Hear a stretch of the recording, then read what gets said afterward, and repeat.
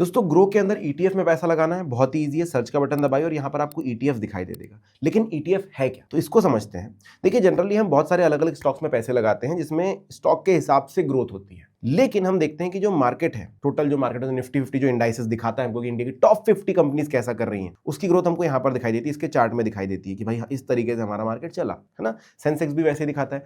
Gold के prices ऊपर नीचे होते हैं वो हमको यहाँ पर दिखाई देते हैं, लेकिन हम डायरेक्टली निफ्टी 50 में पैसे नहीं लगा सकते। तो हम क्या कर सकते हैं, निफ्टी 50 का जो एक्सचेंज ट्रेडेड फंड है, जिसको एक ईटीएफ कहा जाता है, निफ्टी 50 ईटीएफ, उस पे पैसे लगा सकते हो। उसकी ग्रोथ मार्केट के हिसाब से चलेगी, इसके प्राइस को ट्रैक करेगा, उसके हिसाब से ग्रोथ चल रही होगी उसकी। या फिर आप गोल्ड के ईटीएफ में पैसे लगा सकते हैं, उसकी ग्रोथ भी उस तरीके से चल रही होगी। अब अगर मार्केट नीचे गया निफ्टी 50 का, तो वो ईटीएफ का प्राइस भी नीचे जाएगा, और अगर ऊपर गया तो उसका भी प्राइस ऊपर जाएगा। लॉन्ग टर्म के लिए एक अच्छी चीज हो सकती है। लेकिन ईटीएफ में जनरली लोग इंट्राडे करते हैं। अभी आप ये तो समझ गए कि टॉप 50 कंपनीज के प्राइस को ट्रैक करना है, लेकिन ज्यादातर लोगों के पास इतना फंड नहीं होता। 24,845 रुपए का है ना। आपको ईटीएफ खरीदना है और ईटीएफ के प्राइसेस बहुत नॉर्मल रहते हैं। जैसे मैं सर्च का बटन दबाऊं, यहाँ पर ईटीएफ पर जाऊं, अलग अलग कंपनी अलग अलग ईटीएफ देती हैं। जैसे कि देखिए ग्रो का बीएसई पावर ईटीएफ है, ग्रो का निफ्टी 50 ईटीएफ है, और भी आपको अलग अलग ईटीएफ दिखाई देंगे। यहाँ पर मैं सिर्फ निफ्टी, जैसे निफ्टी 20 एक है, वो भी निफ्टी 50 का ईटीएफ है। देखिए निपॉन इंडिया ईटीएफ निफ्टी 50 20, ठीक है, इस पर भी जा सकते हो। तो इनके प्राइसेस आपको दिखाई देंगे, 280 रुपए का है। अब जो भी ईटीएफ आपको लग रहा है कि भाई सिलेक्ट करना चाहिए, आप वो सिलेक्ट कर लीजिए। जैसे मैंने सिलेक्ट कर लिया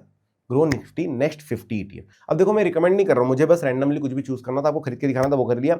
इस पर जाने के बाद आप बाय का बटन दबा दीजिए। जैसे ही बाय का बटन दबा दोगे, यहां पर आपसे पूछाएगा एनएससी से लेना है या बीएसई से। दो स्टॉक एक्सचेंजेस है, आपको जिससे भी लेना वो ले सकते हो। मेरे पास बैलेंस 344 रुपए, तो उस हिसाब से मैं यहाँ पर ले लूंगा।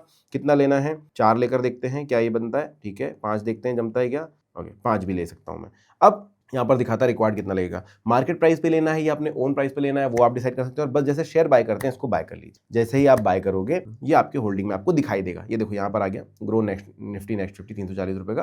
अब उनके प्राइसेस जो इनको यहाँ पर आप ट्रैक कर सकते हैं अपने होल्डिंग के अंदर, और इस तरीके से आप खरीद के रख सकते हैं। इसके अलावा अगर आपके मन में कोई भी क्वेश्चन है ईटीएफ को लेकर, इंडेक्स फंड को लेकर के, तो आप कॉमेंट सेक्शन में पूछ सकते हैं। Thank you.